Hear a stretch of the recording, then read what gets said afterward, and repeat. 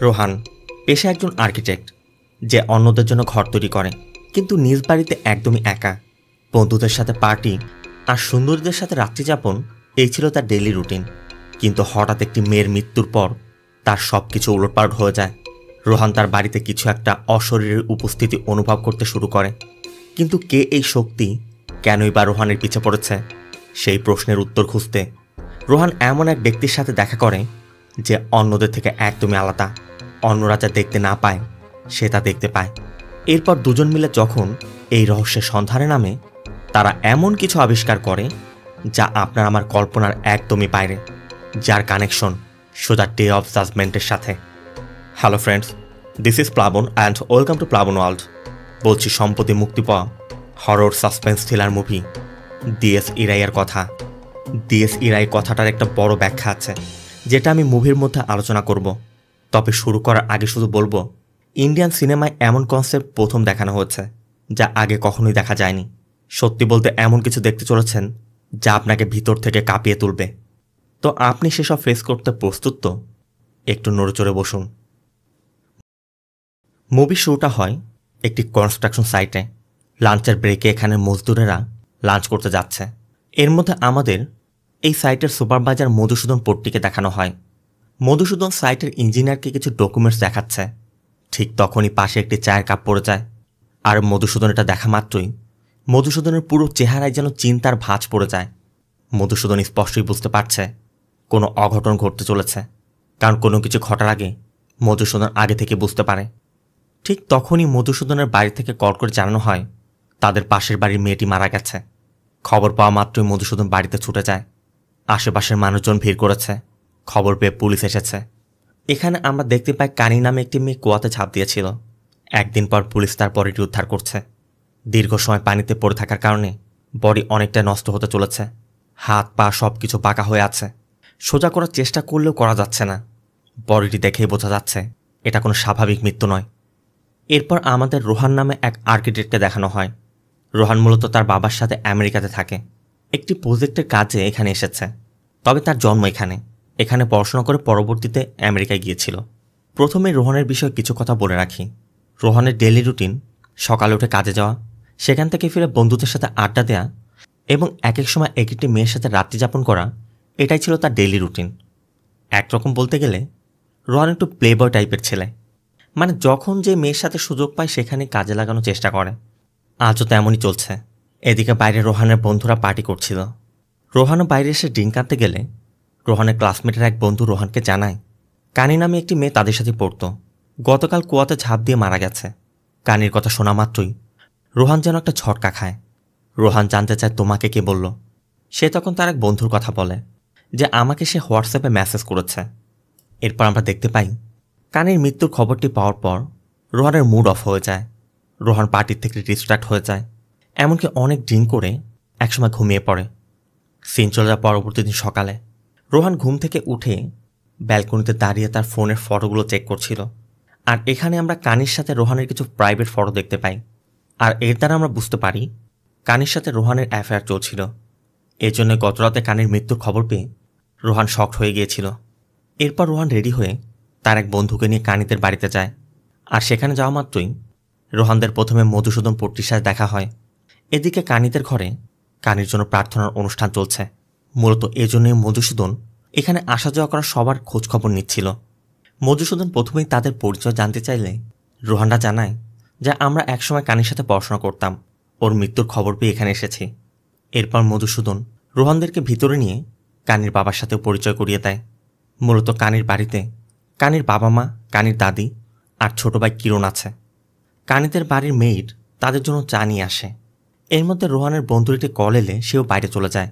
রোহানও আজকের আগে কখনোই কোনো মরা বাড়িতে যায়নি, তাই এখানে কি করবে, কাকে কি বলবে রোহান বুঝতে পারছিল না। সে একটা আনকমফোর্ট ফিল করছিল। এই জন্য রোহান কানির বাবার কাছে কিরণের কথা জানতে চায়। কানির বাবা জানায় ও ছাদে আছে। এর জন্য রোহান ছাদেই যাচ্ছিল। তবে ছাদে যাওয়ার আগে উপরের ফ্লোরের প্রথমেই কানির রুমটি পড়ে। তাই রোহান প্রথমে কানির রুমে গিয়ে কানির রুমটা সুন্দর করে দেখে সোজা ছাদে চলে যায়, যেখানে কিরণকে দেখা যায় ছাদে ফুটবল প্র্যাকটিস করছে। কিরণকে দেখে রোহান একটু অবাকই হয়, কারণ সবে মাত্রই যার বোনটা মারা গেল সে এতটা চিল থাকতে পারে কিভাবে। তবে রোহান তার নিজের সাধ্যমতো কিরণকে সান্ত্বনা দেওয়ার চেষ্টা করছিল। কিরণ তখন রোহানের কাছে একটি সিগারেট চায়, রোহানও দিয়ে দেয়। আর এরপর স্মোক করতে করতে রোহান কিরণের কাছে জানতে চায় কানির কি কারোর সাথে কোনো সমস্যা হয়েছিল, হঠাৎ করে কেন এই ঘটনা ঘটালো, তোমাকে কোনো বিষয় কিছু বলেছে? কিরণ সোজাসাপটা বলে দেয় এই সকল বিষয় নিয়ে ওর সাথে আমার কোনো কথা হয়ও নি বা হতোও না। ওর সাথে যদি কোনো কিছু ঘটে থাকে সেই বিষয়ে আমি কিছু জানি না। কিরণ মূলত রোহানের প্রশ্নগুলোকে একটু অ্যাভয়েড করার চেষ্টা করছিল। এর জন্য রোহান সেখান থেকে চলে যায়। এরপর রোহান সোজা বাড়িতে চলে যায়। রোহান প্রথমে শাওয়ার নেয় আর ফিরে এসেই দেখে রোহান যে কানির রুমে গিয়েছিল সেখান থেকে সে কানের একটি চুলের ক্লিপ নিয়ে এসেছে। মূলত রোহান যখন কানির রুমে গিয়েছিল তখন ওই ক্লিপটি সে হাতে নিয়েছিল, কিন্তু আসার সময় ক্লিপটি সেখানে না রেখে ভুলবশত নিজের পকেটে করে নিয়ে এসেছে। তাই রোহান ক্লিপটিকে তার ডয়ারে রেখে ঘুমিয়ে পড়ে। কিন্তু হঠাৎ মাঝরাতে রোহানের বেলকনি খোলার শব্দ হয়। শব্দ পেয়ে রোহানও ঘুম থেকে চমকে ওঠে, কিন্তু রোহান লক্ষ্য করে যে আশেপাশে কেউই নেই। রোহান আশেপাশে চেক করে বেলকনিটি আবার বন্ধ করে দেয়। আর ঠিক তখনই দরজাটা খুলে যায়। রোহান এবার বেশ ভয় পেয়ে যায়। রোহান আস্তে আস্তে দরজার সামনে গিয়ে সিঁড়ির দিকে লক্ষ্য করে, কিন্তু সেখানেও তো কেউ নেই। রোহান ধারণা করে বাইরে যেহেতু বাতাস বইছে, বেলকনি বন্ধ করার সময় সেই বাতাসে হয়তো দরজা খুলে যেতে পারে। রোহান তাই এই বিষয় নিয়ে আর না ভেবে শুয়ে পড়ে। সিন চলে যায় পরবর্তী দিন সকালে মধুসূদনের বাড়িতে। আমরা এখানে দেখতে পাই মধুসূদন সকাল সকাল ফ্রেশ হয়ে পূজা করার প্রস্তুতি নিচ্ছে। এখানে মধুসূদনের ঘরে তাদের পূর্বপুরুষের কয়েকটি ফটো দেখা যায়, সাথে একটি সাদা বিড়াল। মধুসূদনের ঘরে তার বৃদ্ধ মাও আছে। এখানে তাদের কথা আমরা বুঝতে পারি মধুসূদন পট্টি এবং তার মা একে অন্যকে নিয়ে সবসময় চিন্তায় থাকে। সিন চলে যায় রাতে কানিদের বাড়িতে। কানির বাবা লক্ষ্য করে কিরণ ডাইনিং টেবিলে বসে মোবাইল টিপছে। কানির বাবা সোজা তাদের বেডরুমে চলে যায়। মেয়েকে হারিয়ে কানির মা পুরো ভেঙে পড়েছে। কানির বাবা তাকে বোঝানোর সর্বোচ্চ চেষ্টা করছে। অন্যদিকে রোহান প্রতিদিনের মতো গেম শেষ করে বাড়িতে ফিরে শাওয়ার নিয়ে প্রতিদিনের মতো ঘুমাতে যায়। কিন্তু তখনই রোহান অনুভব করে কোনো একটা ইনভিজিবল স্পিরিট তার মাথায় হাত বোলাচ্ছে। রোহানের কাছেও মনে হচ্ছিল কেউ তার পাশে বসেই তার চুলগুলো নাড়ছে। রোহান পুরো চমকে ওঠে। রোহান সোজা দাঁড়িয়ে যায়। আর এরপরই বেডের দিকে তাকাতেই রোহান যেটা দেখতে পায় সেটা দেখার জন্য রোহান মোটেও প্রস্তুত ছিল না। রোহান লক্ষ্য করে বেডের এক পাশে ম্যাট্রেস দেবে আছে, যেটা দেখে মনে হচ্ছে কেউ এখানে বসে আছে। রোহান কিছু বুঝে ওঠার আগেই রোহানের কাছে মনে হচ্ছিল কেউ হয়তোবা তার রুমের ভিতর দিয়ে হাঁটছে আর পা থেকে ঘুঙরুর শব্দ আসছে। শব্দটা এমনভাবে আসছিল মনে হচ্ছিল কেউ রোহানের দিকে হেঁটে এগিয়ে আসছে। রোহানও তাই ভয় পেয়ে দরজা বন্ধ করে দ্রুত ঘর থেকে বের হয়ে যায়। তারপর রোহান লক্ষ্য করে ঘরের ভিতর থেকে ঠক ঠক আওয়াজ আসছে। রোহান দরজায় কান পেতে শব্দটা বোঝার চেষ্টা করে যে কিসের শব্দ আসছে। রোহান তখন বুঝতে পারে এই শব্দটা ওই হেয়ারপিন থেকে আসছে, মানে হেয়ারপিনটি টেবিলে বারবার আঘাত করা হচ্ছে, সেখান থেকে শব্দ আসছে, যে হেয়ারপিনটি সে কানির বাড়ি থেকে এনেছিল। এই ঘটনার পর রোহান তো ঘরে ঢোকার মতো সাহসই পাচ্ছে না, এমনকি রোহান ঘুমাতেও পারছে না। রোহান সারা রাত ড্রয়িং রুমে বসে কাটিয়ে দেয়। এমনকি রোহান তো এটাই বুঝতে পারছে না রোহানের সাথে যা কিছু ঘটছে এসবকে বাস্তবে হচ্ছে না সব তার ডিলিউশন। এভাবে সারা রাত কেটে যায়। সকাল হতে রোহানের বাড়ির কাজের মেয়ে আর ওয়াচম্যান চলে আসে। এতে করে রোহান তার নিজের ঘরে যাওয়ার সাহস পায়। তবে ঘরে গিয়ে দেখে ঘরের মধ্যে তেমন কিছুই নেই। এই জন্য রোহান একসময় মনে করে গত রাতে যা কিছু হয়েছে এগুলো হয়তোবা তার কল্পনা ছিল, অথবা অতিরিক্ত ড্রিঙ্ক করার কারণে হয়তোবা এমনটা ঘটেছে। এরপর প্রতিদিনের মতো তার কাজে যায় আর কাজ শেষ করে গেম প্র্যাকটিসে। কিন্তু গত রাতে তার সাথে যেটা ঘটল রোহান কিছুতেই সেই ঘটনার কথা ভুলতে পারছে না। যত নিজেকে বোঝানোর চেষ্টা করুক না কেন সে অ্যাকসেপ্টই করতে পারছে না এগুলো তার কল্পনা ছিল। এরপর রাতে বাড়ি ফিরে রোহান টেবিলের পাশে দাঁড়িয়ে আইসক্রিম খাচ্ছিল। খাওয়া শেষ করে আইসক্রিমের বক্সটি লাগিয়ে রোহান যখনই চামচটা ওয়াশ করতে যাবে তখনই লক্ষ্য করে আইসক্রিমের বক্সের ঢাকনাটা হঠাৎ করে খুলে পড়ে যাচ্ছে। মানে দেখে স্পষ্ট মনে হচ্ছে কেউ হয়তো বা খুলে ফেলে দিল। রোহান আজ ড্রিঙ্ক করে আসেনি, এই জন্য রোহান এখন স্পষ্টই বুঝতে পারছে প্রতিদিনের মতো একই ঘটনা ঘটছে। তার মানে এসব তার কল্পনা নয়, সবই বাস্তবে ঘটছে। তারপর রোহান সাহস করে ওই ঢাকনা তুলতে যাচ্ছিল। তখনই রোহানের মনে হয় কেউ রোহানের পাশে দাঁড়িয়ে আছে। রোহানের মনে হচ্ছিল কেউ তাকে স্পর্শ করার চেষ্টা করছে। আর এভাবেই এক সময় একটা ইনভিজিবল ফোর্স রোহানকে ধাক্কা দিয়ে মেঝেতে ফেলে দেয়। এমনকি রোহানের কলার ধরে টানতে টানতে রোহানকে হলরুমের মধ্যে নিয়ে যায়। এক সময় তো ইনভিজিবল ফোর্স রোহানের গলা চেপে ধরে, তার হাতের মধ্যে কামড়ে দেয়। রোহানও তার থেকে বাঁচার যখন চেষ্টা করছিল, সে রোহানকে দেয়ালে ছিটকে মারে। তারপর রোহান কোনো মতে তার নিজের রুমে যাওয়ার চেষ্টা করছিল, কিন্তু ওই ইনভিজিবল স্পিরিট রোহানের পা ধরে হ্যাচকা টানে তাকে ফ্লোরের মধ্যে ফেলে দিলে রোহান সেন্সলেস হয়ে যায়। সিন চলে যায় পরদিন সকালে। রোহানের সেন্স ফিরতে রোহান দেখে তার ওয়াচম্যান এবং মেইড তার সামনে দাঁড়িয়ে আছে। এরপর মেইড রোহানকে জানায় সে যখন বাড়িতে এসেছিল রোহানকে মেঝেতে দেখতে পেয়ে ওয়াচম্যানকে ডেকেছে, আর ওয়াচম্যানই তাকে সোফাতে এনে শুয়ে রেখেছিল। তবে রোহান তাদের সাথে কোনো কিছু শেয়ার না করে নিজেদের কাজে পাঠিয়ে দেয়। এর মধ্যে রোহানের বাবা ইউএস থেকে কল করে রোহানের খোঁজখবর নিচ্ছিল। রোহানও তার বাবাকে বলে এখানে সব ঠিক আছে, যত দ্রুত সম্ভব কাজ শেষ করে আমি ফিরে আসব। রোহানের হাতে তখনও কামড়ের দাগ দেখা যাচ্ছে। এরপর রোহান ওয়াশরুমে চলে যায়। রোহান তার ফোন বের করে কানির সাথে করা একটি ভিডিও ক্লিপ দেখে, যেখানে দেখা যাচ্ছে কানি রোহানের মাথার চুলগুলো আলতো আলতো করে বোলাচ্ছে। এতে করে রোহান ধরে নেয় কানি যেহেতু তার চুল নাড়তে পছন্দ করত, আর ওই রাতে একটি ইনভিজিবল স্পিরিট তার মাথার চুলগুলো নাড়ছিল, ঠিক যেমনভাবে কানি করত, রোহান ধারণা করে কানির আত্মাই হয়তো এসব করছে। এজন্য রোহান রাগ করে তার চুলগুলো এমনভাবে ছোট করে ফেলে যাতে আজকের পর কানির আত্মা তার মাথার চুলগুলো আর বোড়াতে না পারে। এরপর রোহান তার হাতে ব্যান্ডেজ করে সেই মধুসূদন পট্টির সাথে দেখা করে এবং তার সাথে যা কিছু ঘটছে সব কিছু তার সাথেও শেয়ার করে। এখানে রোহান মধুসূদন পট্টিকে এটাও জানায় কানি আর রোহান একসাথে পড়াশোনা করত, কিন্তু মাঝে সে ইউএস চলে গিয়েছিল। আর 6 থেকে 7 মাস আগে কলেজের রিইউনিয়ন ফাংশনে গিয়ে কানির সাথে তার আবার দেখা হয়। এমনকি একসময় রোহান আর কানি একটু বেশি ক্লোজ হয়ে যায়। আর আমরা আগে থেকে জানি রোহানের জন্য এসব একদম সাধারণ বিষয়, মানে রোজ রাতে নতুন একটি মেয়ের সাথে সময় কাটানো এগুলো তার জন্য কোনো বিষয় না। ওই রাতটাও ছিল রোহানের কাছে তেমনই। কিন্তু ওই রাতে রোহানের সাথে সময় কাটানোর পর কানি রোহানের প্রতি একটু দুর্বল হয়ে গিয়েছিল। সে বিষয়টাকে একটু সিরিয়াসভাবে নিচ্ছিল। এমনকি কানি ধরেই নিয়েছিল রোহানকে বিয়ে করবে। রোহান মধুসূদন পট্টিকে এটা বলে আমি ওকে অনেকবার বোঝানোর চেষ্টা করেছিলাম, কিন্তু তারপরও কানি আমাকে মেসেজ করেই যাচ্ছিল, যে জন্য আমি একসময় বাধ্য হয়ে ওকে ইগনোর করতে শুরু করি। আর এভাবেই ধীরে ধীরে ও আমাকে মেসেজ করা বা কল করা বন্ধ করে দেয়। তবে কিছুদিন আগে আমি জানতে পারি কানি মারা গেছে। সেই খবর পেয়ে আমি কানিদের বাড়িতে গিয়েছিলাম। তবে আমি এতটুকু শিওর আমাদের রিলেশনের জন্য ওই কাজটি করেনি। ওর মারা যাওয়ার পিছনে হয়তোবা অন্য কোনো কারণ ছিল। রোহান পট্টিকে এটাও বলে যে ও কী জন্য মারা গেছে এটাও আমার জানার কোনো প্রয়োজন নেই, কিন্তু ইদানিং ওর আত্মা আমাকে অনেক পেরেশান করছে। যে কোনো মূল্যে আমার এর থেকে মুক্তি চাই। এসব শোনার পর মধুসূদন জানতে চায় ও তোমাকে কীভাবে পেরেশান করছে।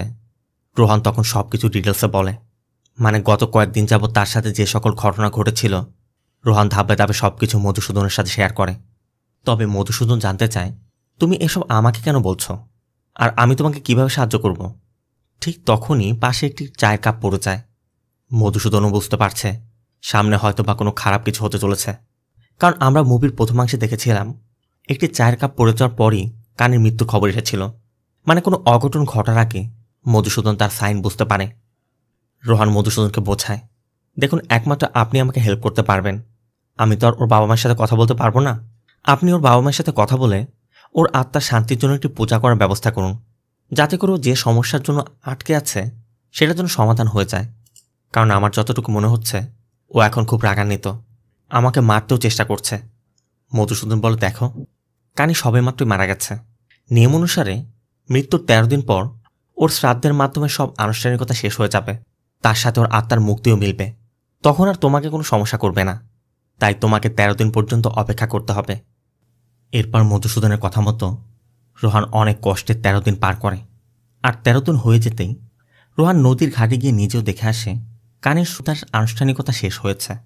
তার মানে কানির আত্মা এখন মুক্তি পেয়েছে। সে আর রোহানকে কোনোরকম জ্বালাতন করবে না। তারপর রোহান বাড়িতে ফিরে তার রুমটি ভালোভাবে চেক করে, কারণ রোহানের মনের মধ্যে তো একটা ভয় কাজ করছিল। কিন্তু রুমের মধ্যে কোনো কিছু না থাকায় এতদিন পর রোহান শান্তিতে ঘুমাতে পারে। আর ওই রাতে রোহান তার বন্ধুদেরকে ইনভাইট করে একটি পার্টির আয়োজন করে। রোহান কানির ভাই কিরণকে ইনভাইট করেছে। কিরণ এলে তারা ডিং করতে করতে রোহানের বাড়ির ছাদে চলে যায়। কথায় কথায় রোহান কিরণের কাছে তার কেরিয়ারের বিষয়ে জানতে চাইলে কিরণ বলে আমি প্রস্তুতি নিচ্ছি, কিছুদিনের মধ্যে হয়তোবা চাকরি পেয়ে যাব। রোহানের কথা সেটা তো খুব ভালো কথা। তারপর কখনো যদি আমাকে প্রয়োজন মনে হয় তুমি অবশ্যই আমাকে জানিও। এটা বলতে বলতে রোহান কিরণের কাছে তার ফোন নম্বর চাইছিল। মূলত রোহান কিরণের অ্যাকাউন্টে কিছু টাকা ট্রান্সফার করতে চাচ্ছে, কিন্তু কিরণটা বুঝতে পারে একটু বিরক্ত বোধ করে। কিরণের কথা আমাকে আপনার বখাটে মনে হয় যে এভাবে আমাকে টাকা দিতে চাইছেন? আমি নিজে নিজের ব্যবস্থা করতে পারি। কিরণের কথা শুনে রোহানও বুঝতে পারে কিরণ হয়তোবা রেগে গেছে। রোহান কিরণকে যথাসম্ভব বোঝানোর চেষ্টা করে, দেখো ভাই, আমি এমনটা চিন্তা করিনি। আমি তো তোমাকে সাহায্য করার চেষ্টা করছিলাম। বাদ দাও না, বাচ্চাদের মতো কেন করছো?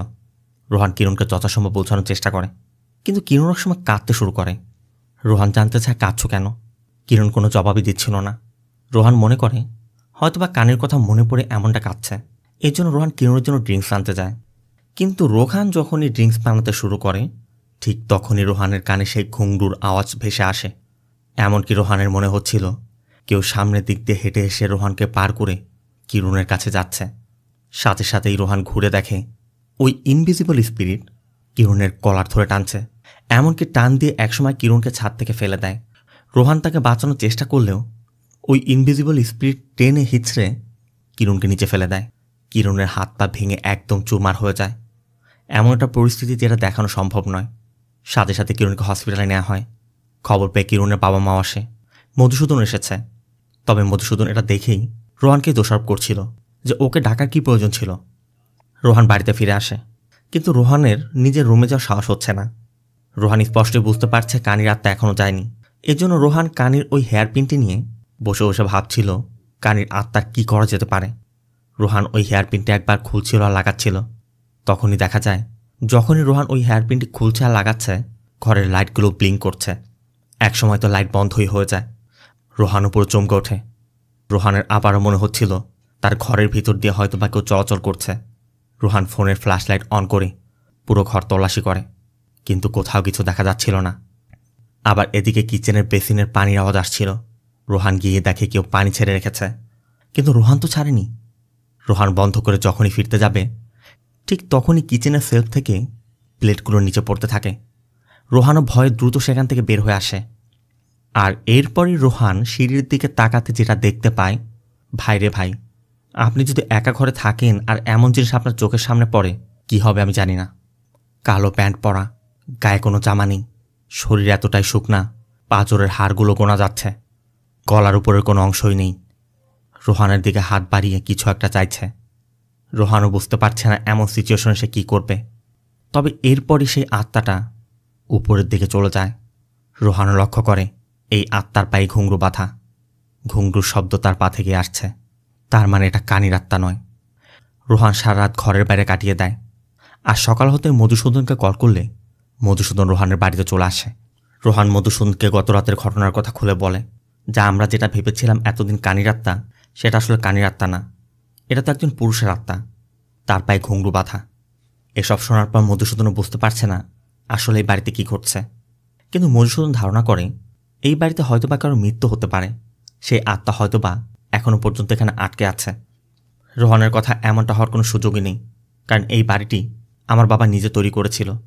আর আমি তো মাঝে মধ্যে ইন্ডিয়াতে যখনই আসি এই বাড়িতেই থাকি। এর আগে তো এমন ঘটনা কখনোই ঘটেনি। মধুসূদন রোহানের কাছে জানতে চায়, এবার যখন তুমি ইন্ডিয়াতে আসলে তুমি শ্মশান ঘাট বা কোনো ফিউনারালে গিয়েছিলে? রোহান বলে, এমনটা তো যায়নি, তবে কানির মৃত্যুর খবর পেয়ে আমি কানিদের বাড়িতে গিয়েছিলাম, সেখানে তো আপনার সাথে দেখা হয়েছিল। ঠিক তখনই রোহানের কানির ওই হেয়ার পিনটার কথা মনে পড়ে। আর মধুসূদনকে ওই হেয়ার পিনের বিষয়টি বলার পর মধুসূদন বলে, এখানেই তোমার বড় ভুলটা হয়েছে। একজন মৃত ব্যক্তির ব্যবহৃত জিনিস তুমি নিজের ঘরে কেন নিয়ে এসেছ? মধুসূদনের কথা, হেয়ার পিন এমন একটা জিনিস যেটা মেয়েরা সবসময় ব্যবহার করে, এই জন্য হেয়ার পিন কানির আত্মার সাথে কানেক্টেড। কিন্তু রোহানের কথা, ওই আত্মাটা একটা পুরুষের, হেয়ার পিনের সাথে তার কি সম্পর্ক? মধুসূদন তখন বলে, ওই ব্যক্তির হয়তোবা হেয়ার পিনের সাথে কোনো সম্পর্ক না থাকতে পারে, তার সাথে হয়তোবা কানির কোনো কানেকশন আছে। এজন্যই তুমি যখন কানির হেয়ার পিনটি ওই বাড়ি থেকে এখানে নিয়ে এসেছ, এটা হয়তোবা ওই আত্মাটার পছন্দ হয়নি, এজন্য সে তোমার পিছে পড়েছে। কিন্তু ওই আত্মাটা কার হতে পারে যে কানির জিনিসে স্পর্শ করার কারণে এতটা ক্ষিপ্ত? এই প্রশ্নের উত্তর খুঁজতে মধুসূদন রোহানকে নিয়ে কানিদের বাড়িতে যায়। রোহান যে স্থান থেকে কানির ওই ক্লিপটি নিয়েছিল সেই জায়গাতে রেখে দেয়। কানি ছিল একজন নৃত্যশিল্পী। মধুসূদন চেক করে দেখে কানির বক্সের মধ্যে কানির ঘুংরুটি নেই। মধুসূদন তখন রোহানের কাছে জানতে চায়, কানি তোমাকে কখনো কানির কোনো বয়ফ্রেন্ডের বিষয় বলেছিল, বা এমন কোনো ব্যক্তি যে ওর খুব কাছের ছিল, বা ওর পাস্টে কিছু ঘটেছে এমন কোনো ঘটনা? রোহান বলে, না, এমন কখনোই আমার সাথে কিছু শেয়ার করেনি। আর আমার যতটুকু মনে হয় ওর সাথে কারো রিলেশন ছিল না। যদি থাকতই তাহলে প্রথম দেখাতে আমার সাথে এত ঘনিষ্ঠ হতো না। কিন্তু ওই আত্মাটা কার হতে পারে? মধুসূদনরা চিন্তা করে কানির বাড়ির মানুষের সাথে কথা বলাটা ঠিক হবে না। তাই তারা কানিদের বাড়ির কাজের মেয়ে এলসার সাথে কথা বলে। এলসাও জানায় কানির কোনো ছেলের সাথে সম্পর্ক ছিল না। যদি এমনটা হতো তাহলে ঘরের মানুষজন জানত। এভাবে তারা সারাদিন তথ্য নিয়ে সেদিনের মতো শেষ করে। মধুসূদন নিজের বাড়িতে চলে যায়, কিন্তু রোহান তার নিজের ঘরে থাকতে সাহস পাচ্ছে না।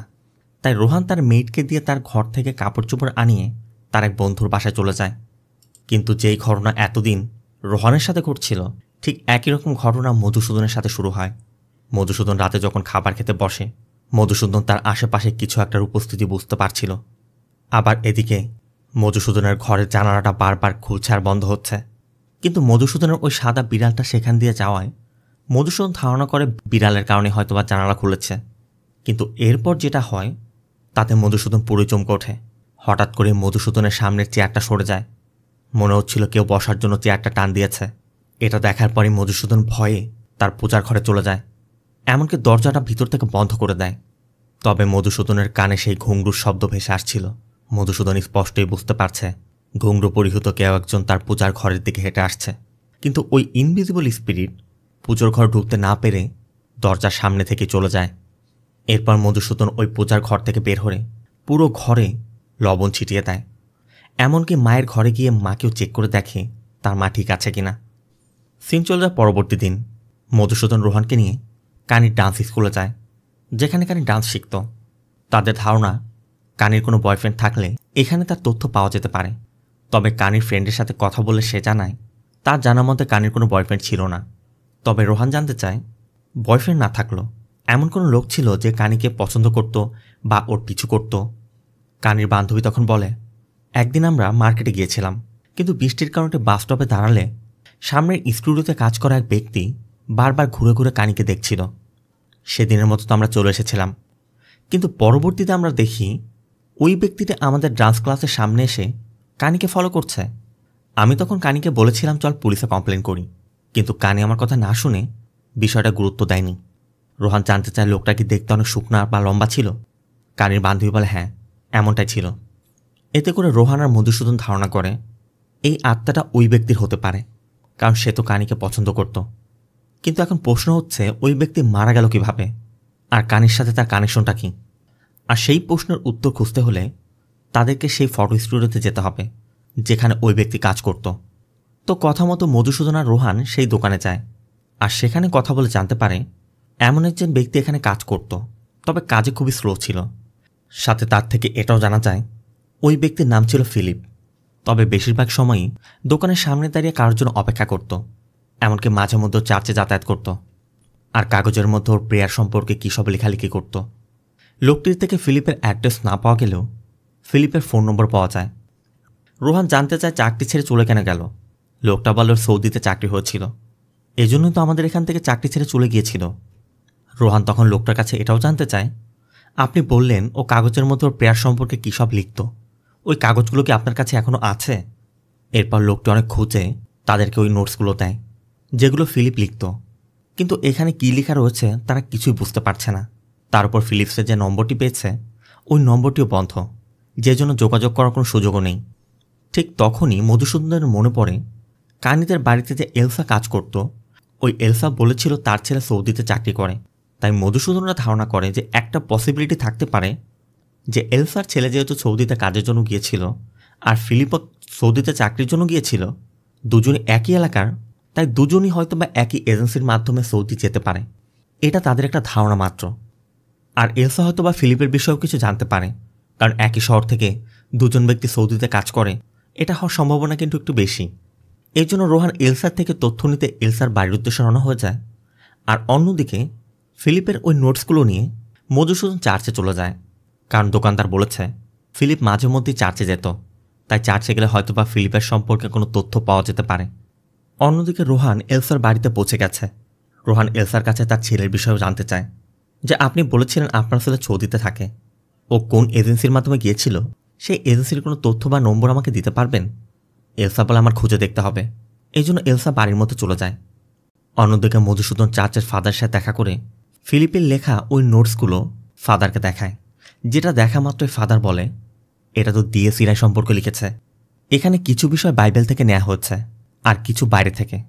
মূলত ফিলিপসের এই নোটগুলো সম্পর্কে বুঝতে হলে আমাদেরকে আগে ডিএস ইরাই সম্পর্কে জানতে হবে। ডিএস ইরাই মূলত 13th সেঞ্চুরিতে ল্যাটিন ভাষায় লেখা একটা হিম, যেটা ডে অফ জাজমেন্টকে রিপ্রেজেন্ট করে।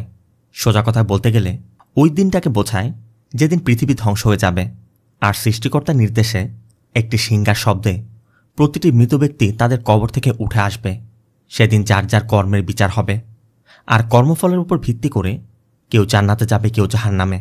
এই হিমের টোন খুবই সিরিয়াস আর ইমোশনালও, যেখানে মানুষের মনের ভয়, তাদের প্রায়শ্চিত্ত এবং দয়াভরা প্রার্থনা মিলে আছে। ডিএস ইরাইয়ের প্রভাব শুধু ধর্মীয় রীতিতেই নয়, ওয়েস্টার্ন কালচার, মিউজিক, এমনকি সিনেমাতেও বিস্তৃত। আবার কিছু ক্লাসিক্যাল কম্পোজার যেমন মোজার্ট, ভার্দি এবং আরও অনেকেই তাদের রিকুইম কম্পোজিশনে ডিএস ইরাইয়ের টোন এবং থিম ব্যবহার করেছে, যে জন্য তাদের রিকুইমসে জাজমেন্টের একটা ভয়াবহতা ফুটে ওঠে। ঠিক তেমনই থিম ফিলিপসের নোটসের মধ্যেও ব্যবহার করেছে, যার মানে দাঁড়াচ্ছে ফিলিপস মৃত্যুকে শেষ মনে করত না, সে মৃত্যুর পরের জীবনেও বিশ্বাসী ছিল। ফাদার এটাও জানায় ফিলিপ চার্চের মিউজিক টিমের একটা অংশ ছিল। এমনকি ফাদার ওই টিমের ফটো থেকে ফিলিপকে দেখিয়ে দেয়, আর ফিলিপের ফটো দেখা মাত্রই মধুসূদনের চোখটা একদম বড় বড় হয়ে যায়। মধুসূদনের তখন স্পষ্ট মনে পড়ে এই ব্যক্তিকে সে কানির বাড়ির আশেপাশেই দেখত, আর এ অন্য কেউ নয়, এলসার ছেলে মনু। মানে মনু হচ্ছে এলসার ছেলের ডাক নাম, কিন্তু তার ভালো নাম হচ্ছে ফিলিপ সেবাস্টিয়ান। এদিকে রোহানও এলসার ঘরের মধ্যে ঢুকেই ফিলিপের বেশ কিছু অ্যাওয়ার্ড দেখতে পায়, যেটা দেখে রোহানো স্পষ্টই বুঝতে পারে তারা যা ফিলিপের সন্ধান করছে, এ ফিলিপ অন্য কেউ নয়, এলসারই ছেলে। আর রোহান এটাও বুঝতে পারে এলসা হয়তো বা কোনো কিছু লুকানোর চেষ্টা করছে। ঠিক তখনই রোহানের চোখ পড়ে পাশের ঘরের দিকে। ভিতরে আলো, কিন্তু দরজাটা বন্ধ। তাই রোহান ধীরে ধীরে দরজা খুলে ওই রুমের মধ্যে প্রবেশ করে। আর এরপর রোহান যেটা দেখতে পায়, রোহান নিজের চোখকে বিশ্বাস করতে পারছে না। রোহান কেন বিশ্বাস করবে? আমিও বিশ্বাস করতে পারছিলাম না যে আমি এমন কিছু দেখব। ঘরের মধ্যে একটি বেড, বেডটি মশার দিয়ে ঢাকা, আর ওই বেডের মধ্যে ফিলিপসের মৃতদেহ রাখা রয়েছে। তবে এই মৃতদেহ কোনো স্বাভাবিক মৃতদেহ নয়, অনেক আগে এই মৃতদেহটি নষ্ট হয়ে গেছে। রোহানও বুঝতে পারছে ফিলিপের বডিটি এখানে সংরক্ষণ করার চেষ্টা করা হয়েছে, আর এটা অন্য কেউ নয়, ফিলিপের মা এলসা করেছে। রোহান লক্ষ্য করে এই ঘরের চতুর্দিকেই কানির ব্যবহৃত বিভিন্ন জিনিসপত্র রাখা, মানে কানির পা থেকে মাথা পর্যন্ত দৈনন্দিন যে সকল জিনিস ব্যবহার করত, সেই প্রত্যেকটা ছোট ছোট জিনিস আশেপাশে ছড়িয়ে ছিটিয়ে রয়েছে। শুধু তাই নয়, কানির ঘর থেকে কানির যে ঘুংরুটি মিসিং ছিল, সেটা ফিলিপের পায়ের সাথে লাগানো। তবে রোহান কিছু বুঝে ওঠার আগেই পিছে থেকে এলসা এসে রোহানের মাথায় আঘাত করে রোহানকে সেন্সলেস করে ফেলে। আর এরপরই মুভির আসল রহস্যটা সামনে আসে। এলসা বলে ফিলিপ যেদিন কানিককে প্রথম দেখেছিল, সেদিনই কানিকে ভালোবেসে ফেলেছিল। কানিকে সে নিজের করে পেতে চেয়েছিল, কিন্তু পরবর্তীতে ফিলিপ জানতে পারে তার ক্যান্সার। ধীরে ধীরে সে মৃত্যুর দিকে চলে যাচ্ছে। এই জন্য ফিলিপ কানিকে তার মনের কথা কখনই খুলে বলতে পারেনি। ফিলিপ শুধু দূর থেকে কানিকে দেখে যেত। কানি যখন যেখানে যেত, ফিলিপ পিছে পিছে গিয়ে কানিকে দেখত। ফিলিপের সব কিছু তার ডায়েরিতে লিখে রেখেছিল, যেটা পরবর্তীতে ফিলিপের মা এলসা পেয়েছিল। ফিলিপ জানতো যে কোনো সময় সে মারা যাবে, তাই মৃত্যুর আগে ফিলিপ ওই ডিএস ইরাই সম্পর্কে বিভিন্ন লেখালেখি করত। এরপর হঠাৎ একদিন ফিলিপ মারা যায়, কিন্তু ফিলিপের মা এটা মেনে নিতে পারেনি। সে কিছুতেই তার ছেলেকে হারাতে চাইছিল না। ফিলিপের মা কালো জাদুর মাধ্যমে ফিলিপের আত্মাকে এখানে আটকে রাখার প্ল্যান করেছিল। ফিলিপের মা ভালো করে জানতো ফিলিপ কানিকে চায়, তাই ফিলিপের আত্মাকে এখানে আটকাতে হলে কানির সহযোগিতা নিতে হবে। এর জন্য এলসা কানির ঘর থেকে কানির ব্যবহৃত প্রত্যেকটি জিনিস ধীরে ধীরে চুরি করে করে এখানে এনে রাখতে শুরু করে, যাতে ফিলিপের আত্মা ওগুলোর আকর্ষণে এখানে থেকে যায়। আর শেষ পর্যন্ত এলসা সেটা করতেও পেরেছিল। এমনকি এলসাই কানির সেই ঘুঙরু এনে ফিলিপের পায়ের মধ্যে বেঁধে রেখেছিল। কিন্তু এরপর কানির মৃত্যু হয়। ফিলিপের আত্মাও কানির আত্মার সাথে মিলে যায়। কিন্তু এর মধ্যে কানির মৃত্যুর খবর পেয়ে রোহান যখন কানির বাড়ি থেকে কানির ওই হেয়ার পিনটি নিজের বাড়িতে নিয়ে গিয়েছিল, এই বিষয়টি ফিলিপের পছন্দ হয়নি।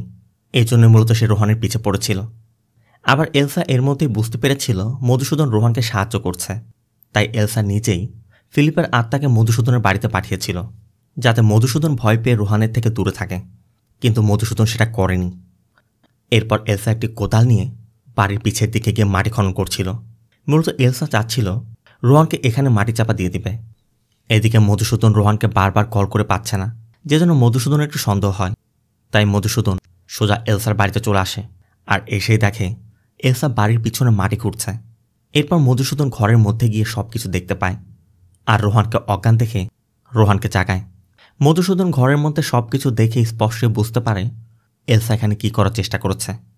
মধুসূদন ফিলিপের পায়ে কানের ওই ঘুঙরু দেখতে পায়, এই জন্য ওই ঘুঙরুটি খোলার চেষ্টা করছিল, কিন্তু ঘুঙরুটা এমনভাবে আটকে গেছে যেটা খোলা কোনোভাবেই সম্ভব হচ্ছে না। তাই মধুসূদন রোহানকে বলে, ধারালো কিছু একটা খুঁজে নিয়ে আসো, যেটা দিয়ে আমরা কেটে এটা বের করতে পারবো। রোহানও তাই ধারালো কিছু একটা খুঁজতে পাশের রুমে চলে যায়।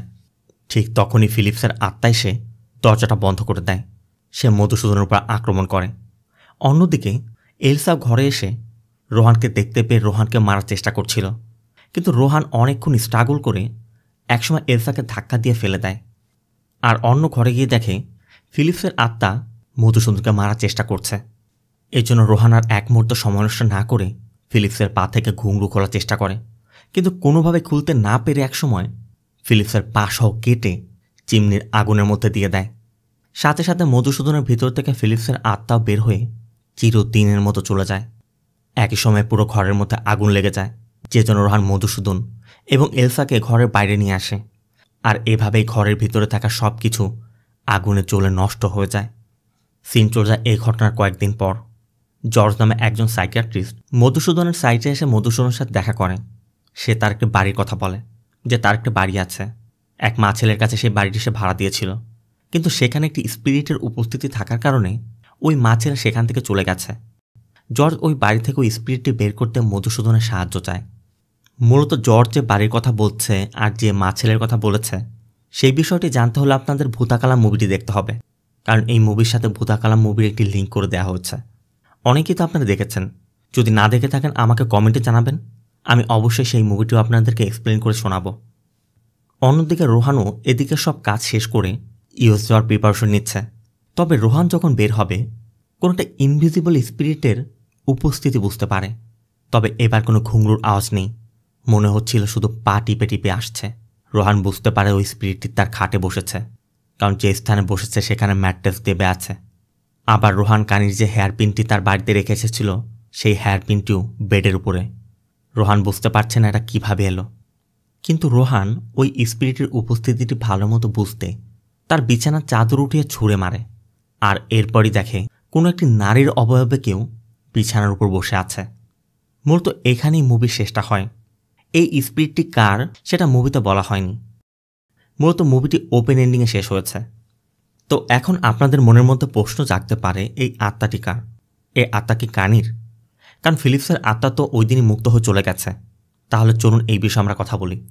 আমরা ভালো করে জানি কানি মারা গেছে, আর রোহান যেদিন প্রথম তার ঘরের মধ্যে ইনভিজিবল স্পিরিটের উপস্থিতি বুঝতে পেরেছিল, সেদিন কিন্তু সে বুঝতে পেরেছিল কেউ তার মাথায় হাত বোলাচ্ছে। এই কাজটা কানি সবসময় করত। আর ওই দিন ওই আত্মারা প্রথম যখন তার ঘরে ঢুকেছিল, তখন কিন্তু সে কোনো ঘুঙরুর শব্দ পায়নি। তার মানে প্রথম থেকেই কানির আত্মাও সেখানেই ছিল। মোট কথা শুরু থেকেই ফিলিপসের আত্মার সাথে কানির আত্মাও সেখানেই ছিল। আর এটা হওয়ার সম্ভাবনা খুবই বেশি যে ফিলিপসের আত্মা যখনই রোহানকে মারার চেষ্টা করেছে, অন্যদিকে কানির আত্মা রোহানকে বাঁচানোর চেষ্টা করেছে, যে জন্য শেষ পর্যন্ত ফিলিপসের আত্মা চলে গেলেও কানির আত্মা এখনও পর্যন্ত রোহানের কাছে রয়ে গেছে। আরেকটা প্রশ্ন জাগতে পারে, সেটা হলো কানির মৃত্যুটা কীভাবে হয়েছিল। এটা সবথেকে বড় সম্ভাবনা হচ্ছে এলসা তার ছেলে ফিলিপের আত্মাকে চিরদিনের জন্য তার এখানে আটকে রাখতেই কালো জাদুর মাধ্যমে কানিকেও হয়তোবা খুন করেছে। সেটা হতে পারে ফিলিপের মাধ্যমে বা হতে পারে অন্য কারোর মাধ্যমে। তবে এখানে সম্ভাবনা বেশি সে কালো জাদুর মাধ্যমে কিরণের দ্বারা এই কাজটি করাতে পারে, কারণ শুরু থেকে কিন্তু কিরণকে একটু অন্যরকম লাগছিল। আর সেই যেদিন কিরণের উপর আক্রমণ হয়েছিল, সেদিন কিন্তু কিরণ কোনো একটা বিষয় নিয়ে খুব কান্না করছিল। মানে এমনটা হতে পারে এলসা কিরণের উপর কালো জাদু করেছে, আর কিরণ কানিকে খুন করে কুয়ার মধ্যে ফেলে দিয়েছিল, যে জন্য কিরণ পরবর্তীতেও এই বিষয়টি মেনে নিতে পারছিল না। আর কিরণ কানিকে খুন করার জন্যই ফিলিপসের আত্মা হয়তো বা কিরণের উপর আক্রমণ করে কিরণকে ওই দিন সেখান থেকে ফেলে দিয়েছিল। মানে এই ফ্যাক্টগুলোকে যদি আমরা বিশ্লেষণ করি তাহলে কিন্তু এইভাবেই দাঁড়াচ্ছে। আচ্ছা, এবার আসি আমরা মধুসূদন পট্টির বিষয়ে। মধুসূদন পট্টি এত কিছু আগে থেকে কীভাবে বুঝতে পারে? আমি কিন্তু মুভির মধ্যে বলেছিলাম মধুসূদন পট্টির বাড়িতে মধুসূদন পট্টির পূর্বপুরুষদের বেশ কিছু ফটো লাগানো ছিল। আপনারা যদি ব্রহ্ময়ুগম মুভিটি দেখে থাকেন তাহলে আপনারা ভালো করে খেয়াল করে দেখবেন ব্রহ্ময়ুগম মুভিতে যে আত্মাটা ছিল তার নাম ছিল কডুমান পট্টি, আর তার চেহারা মধুসূদনের পূর্বপুরুষের যে ফটো ছিল তার সাথে একদমই ম্যাচ করে। আর মধুসূদনের পুরো নাম হচ্ছে মধুসূদন পট্টি। তার মানে এই মধুসূদন কডুমান পট্টির বংশধর হওয়ার সম্ভাবনা সব থেকে বেশি। তো এই ছিল মূলত এই মুভির স্টোরি এবং মুভির সাথে সম্পর্কিত সকল ফ্যাক্ট, যেগুলো আমি আপনাদেরকে একটা একটা করে ধাপে ধাপে বোঝানোর চেষ্টা করেছি। তো এত কষ্ট করে এত ডিটেলে এই বিষয়টি বোঝানোর জন্য একটা লাইক তো অন্তত ডিজার্ভ করি। তবে শেষের 2 মিনিট যে কথাগুলো আমি বলেছি সেগুলো সব কিছু আমি আমার অভিব্যক্তি থেকে বলেছি। এখানে আপনাদের যদি কোনো পয়েন্ট থেকে থাকে বা আপনারা যদি মনে করেন যে এই বিষয়টা এমনটা হয়েছে বা এটা হতে পারত, অবশ্যই কমেন্টে জানাবেন। সর্বোপরি মুভিটি ভালো লাগলে ভিডিওতে লাইক দিয়ে চ্যানেলটিকে সাবস্ক্রাইব করতে একদম ভুল করবেন না। দেখা হবে এমন সুন্দর সুন্দর আরও কিছু মুভির এক্সপ্লেনেশন ভিডিওতে। ততক্ষণ ভালো থাকবেন, সুস্থ থাকবেন। আল্লাহ হাফেজ।